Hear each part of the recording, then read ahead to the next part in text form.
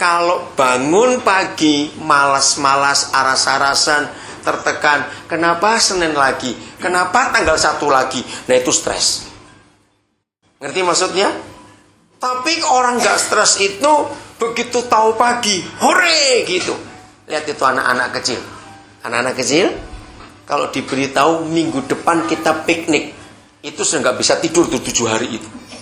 Betul nggak? Seger, tiap kali bangun pagi seger. Kenapa? Karena mau pergi. Nah seperti itu orang gak stres. Nah gembala yang baik, dia menyegarkan jiwa kita. Dia menuntun kita di jalan kebenaran. He refreshes and restores my life. He leads me in the paths of righteousness. Aman hidup kita. Maka itu siapa berapa hari terakhir aras-arasan bangun pagi, mau pulang Indonesia bingung, di Australia bingung, ya pindah ke kutub aja dah, aman. Ke South Pole sana masih banyak tempat. Serius saudara, kalau saudara nggak bisa bangun pagi dengan sukacita, berarti saudara sedang tertekan jiwa. Berarti hubungan kita dengan Bapa di surga, hubungan kita dengan Tuhan Yesus, sahabat kita nggak baik. Renungkan itu. Terus gimana caranya? Ya perbaiki hubungannya mulai hari ini. Perbaiki. Hidup sungguh-sungguh dalam kebenaran itu. Ayat 4. Wah ini lebih hebat lagi nih, ayat 4. Ayo lanjut baca. Berjalan dalam lembah kekelaman, aku tidak takut bahaya, sebab engkau besertaku, gadamu dan tongkatmu itulah yang menghibur. Ya. Saudara kita belajar. Menurut saudara, antara domba dengan kucing, mana lebih pintar? Ayo mikir. Domba dengan kucing, mana lebih pintar? Ayo, yang lain jawab dong. Frido, domba dengan kucing mana lebih pintar?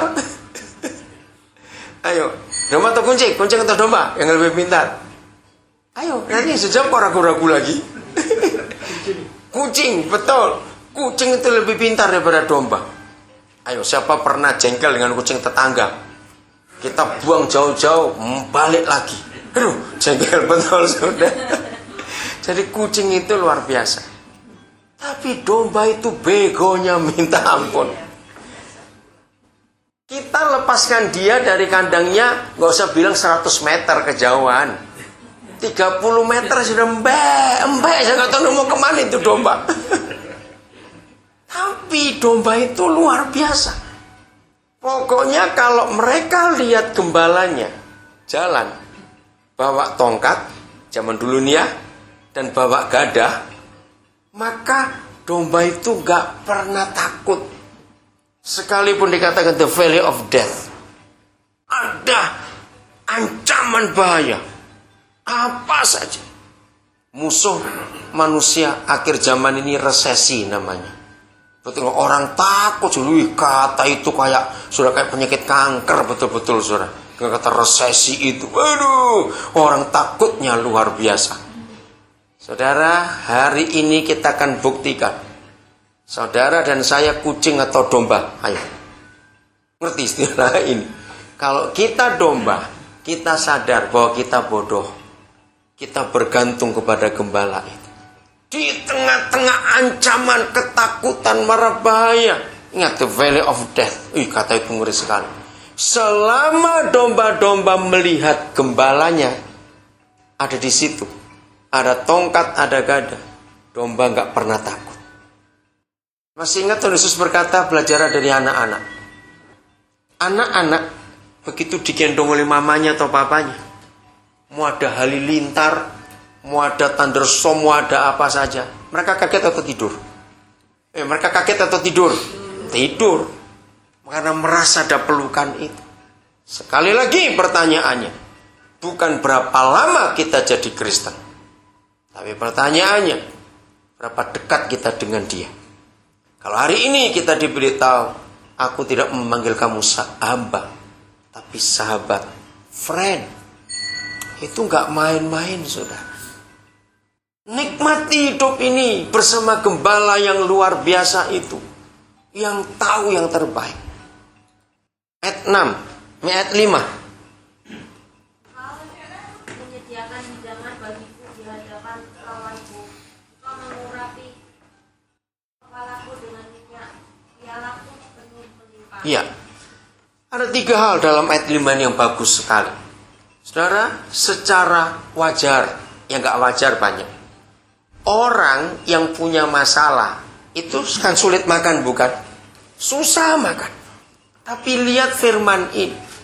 Kalau kita menjadi domba-domba Tuhan dan kita akui Yesus gembala kita, kita itu disediakan makanan di depan para lawan, para musuh. Bisa makan enak, masalah begitu banyak dalam hidup kita. Kepalaku diurapi dengan minyak, pialaku, cawanku melimpah.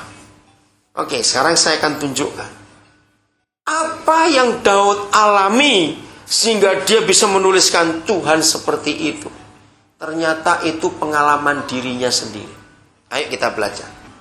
Daud itu dengan domba-domba milik papanya, itu sayangnya luar biasa.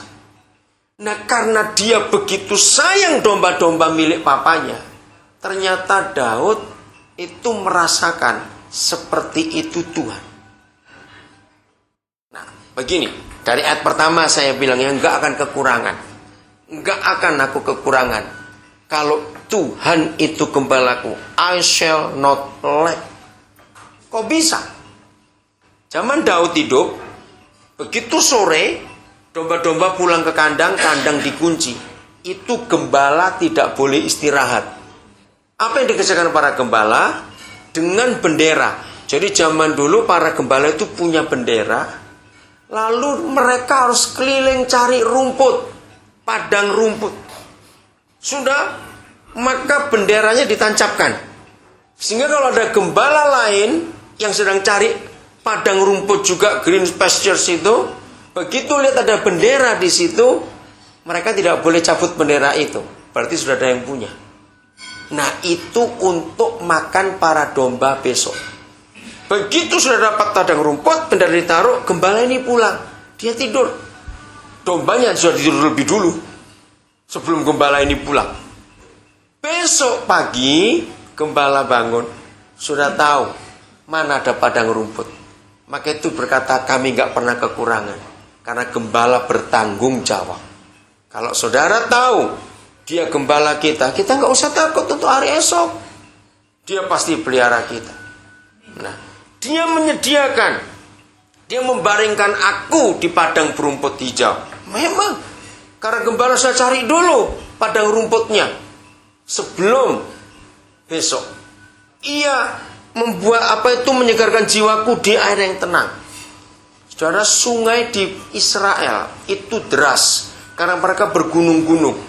Nah, domba tidak akan berani minum air kalau sungainya deras.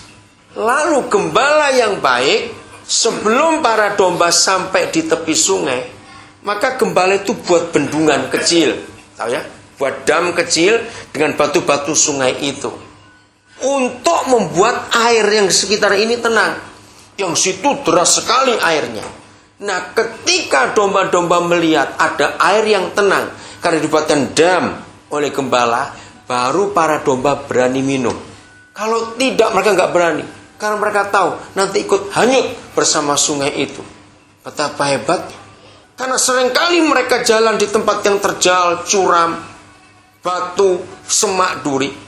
Maka gembala selalu membawa minyak zaitun biasanya.